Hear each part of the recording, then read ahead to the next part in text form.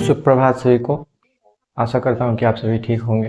तो आज जो हम लोग क्लास करने वाले हैं वो है डिस्टेंस टाइम ग्राफ। मतलब ग्राफ पर अब हम लोग आ गए। हम लोग क्या क्या कर चुके थे इससे पहले ये जान लेते हैं। तो मोशन क्या होता है, रेस्ट क्या होता है, उसके क्या क्या कुछ स्पेसिफिक टर्म्स के बारे में। डिस्टेंस डिस्प्लेसमेंट क्या होता है, स्पीड और वेलोसिटी क्या होता है, एक्सलेरेशन क्या होता है, types of acceleration, types of speed, types of velocity, ये सब हम लोग देख चुके थे। अब हम लोग को जो देखना है ग्राफ पर, तो ग्राफ में भी 3 तरह के ग्राफ होते हैं यहाँ पे। Displacement time graph, velocity time graph और एक्सेलरेशन टाइम ग्राफ।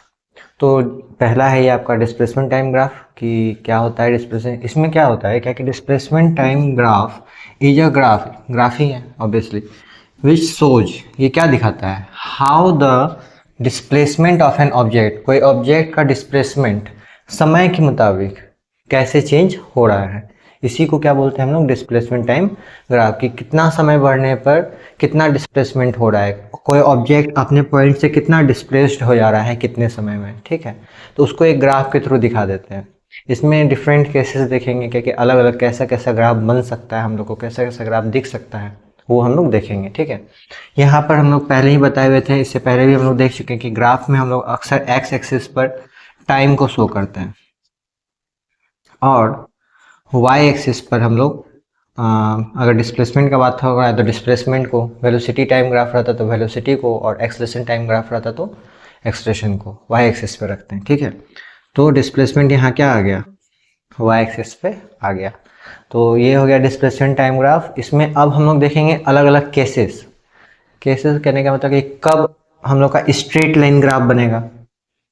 ठीक है, कब ऐसा स्ट्रेट लाइन ग्राफ बनेगा जो एक्स एक्सिस के पैरेलल होगा, और कब ग्राफ जो है हम लोग का कर्व बनेगा, टेढ़ा मेढ़ा ग्राफ बनेगा। तो ये तीनों चीज़ हम लोग क्या करेंगे अभी देखेंगे, मतलब 3 केस देखेंगे इसमें। ठीक है, देखते हैं हम लोग का पहला केस क्या है। इसमें बस यही था डेफिनेशन, डिस्प्लेसमेंट टाइम ग्राफ में डिस्प्लेसमेंट होगा आपका वाई एक्सिस और एक्स एक्सिस पर आपका टाइम होगा। ठीक है, ये बस ये बताएगा कि समय के मुताबिक कोई ऑब्जेक्ट अब कितना डिस्प्लेस हो रहा है और कैसे डिस्प्लेस हो रहा है, ये बताएगा ये ग्राफ।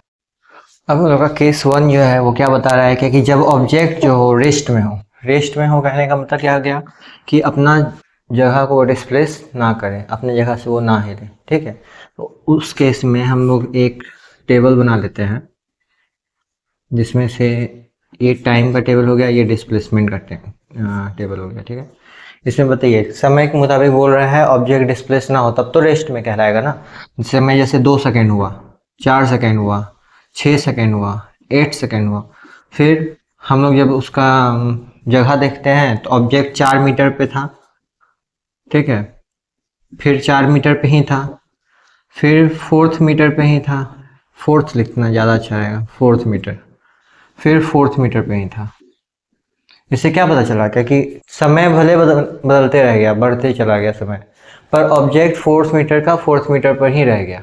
तो इस जगह पर ग्राफ कैसा बनेगा आपका ये देख लेते हैं।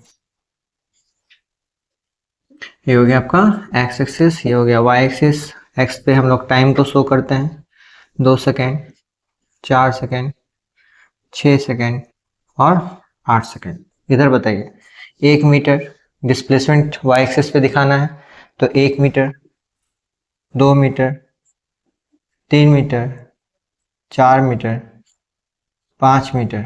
ठीक है, इतना तो काफ़ी है। अब हम लोग देख रहे हैं क्या कि समय जो दूसरा सेकेंड पर देखा जा रहा है तो ऑब्जेक्ट जो है वो 4th मीटर पर था, मतलब कि 4 मीटर पे था, इस जगह पर था। फिर 4th सेकेंड पे देखा जा रहा है तो ऑब्जेक्ट कहाँ था आपका, 4 मीटर पे ही था, यहीं पर था। 6th सेकेंड पे देखा गया तो ऑब्जेक्ट 4th मीटर पे ही था। 8th सेकेंड पे देखा गया तो ऑब्जेक्ट 4th मीटर पर ही था। मतलब इस हिसाब से जो ग्राफ हम लोग का बन रहा है, स्ट्रेट लाइन बन रहा है ग्राफ। अगर हम लोग हर एक पॉइंट को प्लॉट कर लिए, मतलब कि ग्राफ प्लॉट कर लिए, ठीक है, तो स्ट्रेट लाइन बन रहा है वो पर पैरेलल टू एक्स एक्सिस बन रहा है, मतलब कि टाइम के एक्सिस के पैरेलल हो रहा है। ठीक है, इसका मतलब क्या हो गया कि जब भी ऑब्जेक्ट रेस्ट में रहेगा तो ग्राफ हम लोग का एक स्ट्रेट लाइन बनेगा और वो पैरेलल होगा किसके, एक्स एक्सिस के। तो यहां से हम लोग का कंक्लूजन क्या निकल रहा है, when object is in rest, object in is in rest the graph will show straight line parallel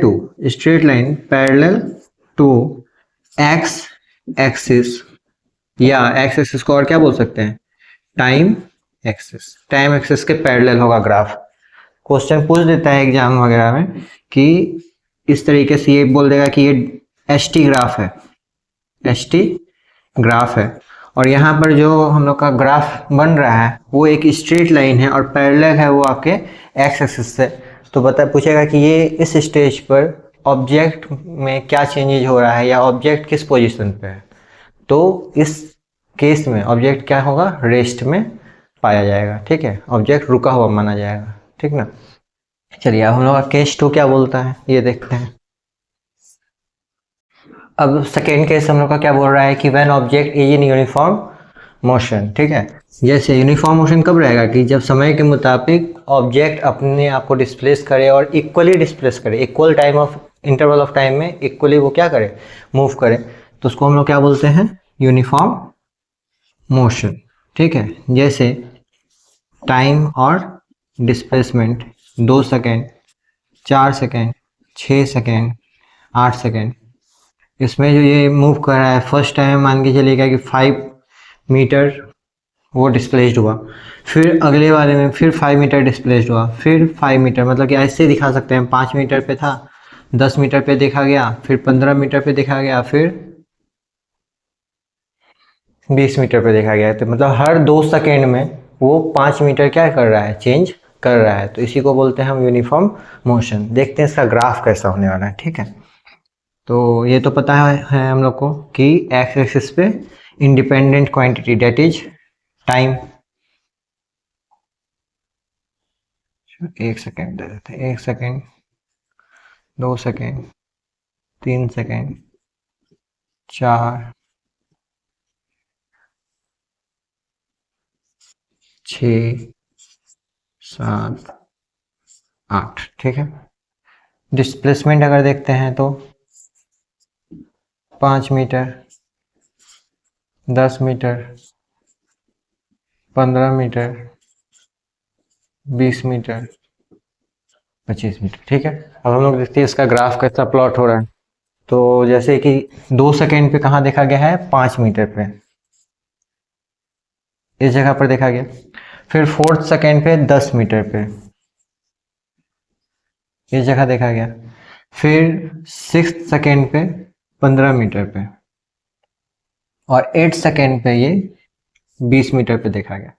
इस हिसाब से जब ग्राफ प्लॉट करते हैं, ये क्या हो रहा है आपका, एक स्ट्रेट लाइन ही यहाँ पर भी बन रहा है। उस जगह पर भी स्ट्रेट लाइन बना था पिछले वाले केस में, पर वो स्ट्रेट लाइन कैसा था, एक्स एक्सिस के पैरेलल था। फिलहाल अभी क्या हो रहा है, कोई भी एक्सिस के पैरेलल नहीं हो रहा। मतलब कि अगर ऑब्जेक्ट यूनिफॉर्म मोशन में मूव करे, डिस्प्लेस्ड हो, तो उस जगह पर ग्राफ हम लोग का स्ट्रेट लाइन ही बनेगा, but doesn't parallel to any of the axis. ठीक है, तो कंक्लूजन हम लोग का क्या निकला,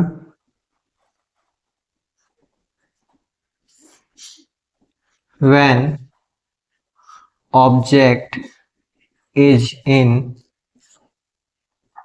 uniform motion, the graph will show straight line but doesn't parallel to any of the axis।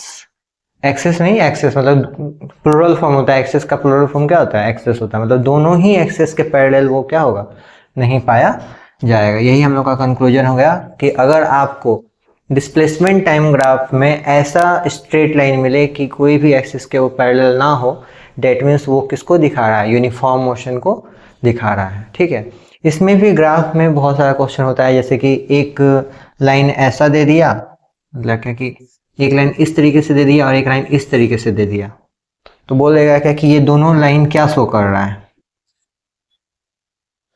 ये लाइन ये शो कर रहा है कि यूनिफॉर्म मोशन में ही चल रहा है, पर इक्वल इंटरवल ऑफ टाइम में ये कम डिस्टेंस ट्रेवल कर रहा है, ये ज़्यादा डिस्टेंस ट्रेवल कर रहा है। जितना खड़ा मतलब क्या कि ग्राफ बनता है, खड़ा स्ट्रेट लाइन बनता है, उतना ही ज़्यादा वो क्या हो रहा है, डिस्प्लेसमेंट हो रहा है, वो डिस्प्लेस्ड हो रहा है वहाँ पे। ठीक है, जैसे कि यहाँ पर 2 सेकेंड में 5 मीटर हो रहा है ना, तो जितना खड़ा लाइन होते जाएगा ये 2 सेकेंड में 10 मीटर, फिर अगला 2 सेकेंड में 20 मीटर, मतलब क्या कि ज़्यादा करके वो क्या हो रहा है, कवर हो रहा है। तो जितना खड़ा स्ट्रेट लाइन रहेगा उतना हम लोग मानेंगे क्या क्या कि ज़्यादा डिस्प्लेसमेंट हो रहा है, जितना सुता हुआ स्ट्रेट लाइन रहेगा उतना कम डिस्प्लेस्ड हो रहा है। ठीक है, इस चीज़ को ध्यान में रखेंगे।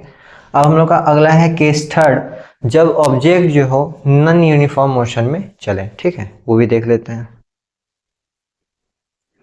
अब देखते हैं क्या कि जब ऑब्जेक्ट नॉन यूनिफॉर्म मोशन में रहता है तो उसमें क्या चेंजेस होते हैं, ग्राफ कैसा उसका प्लॉट होता है। ठीक है, नॉन यूनिफॉर्म मोशन दिखाने के लिए पहले टेबल बना लेते हैं।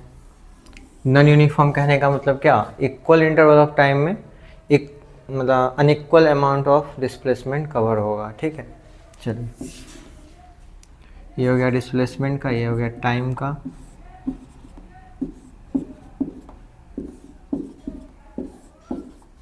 मान के चलिए क्या कि यहाँ पर फर्स्ट टाइम में वो 5 मीटर कवर किया था, 5 मीटर का डिस्प्लेस्ड हुआ, 5 मीटर तक, यहाँ से यहाँ तक मान के चलिए 5 मीटर डिस्प्लेस्ड हुआ।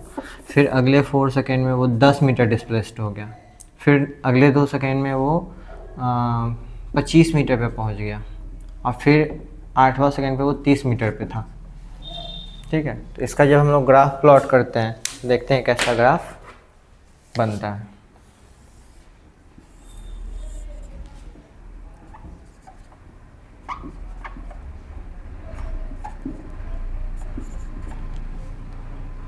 फिर इधर देखते हैं 5 metre, 10 metre, 15 metre, 20 metre, 25 metre और 30 मीटर। ठीक है, अब यहाँ से हम लोग ग्राफ प्लॉट करना स्टार्ट करते हैं। दूसरे सेकेंड पे कहाँ था वो, 5 मीटर पे था, इस जगह पर मिला। 4th सेकेंड में वो कहाँ था, 10वां मीटर पे था। ठीक है, अब तक तो ठीक है। फिर 6 सेकेंड में वो 25 मीटर पे पहुंच गया, 25 मीटर यहाँ है। और फिर 8 सेकेंड में वो वापस 30 मीटर पे आ गया, मतलब कि यहाँ पे उसका मोशन क्या हो गया, स्पीड घट गया। ठीक है, अब इसको जब हम लोग प्लॉट करते हैं, मतलब कर्व लाइन बनेगा कब, जब इक्वल इंटरवल ऑफ टाइम में अनइक्वल डिस्प्लेसमेंट होगा, तो वो क्या कहलाएगा, कर्व लाइन उसका ग्राफ बनेगा। ठीक है, तो कंक्लूजन पे हम लोग क्या पहुंच रहे हैं,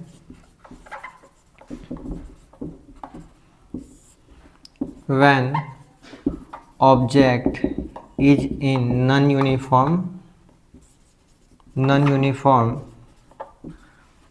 मोशन, जब ऑब्जेक्ट किस में हो, नॉन यूनिफॉर्म मोशन में हो, द ग्राफ विल शो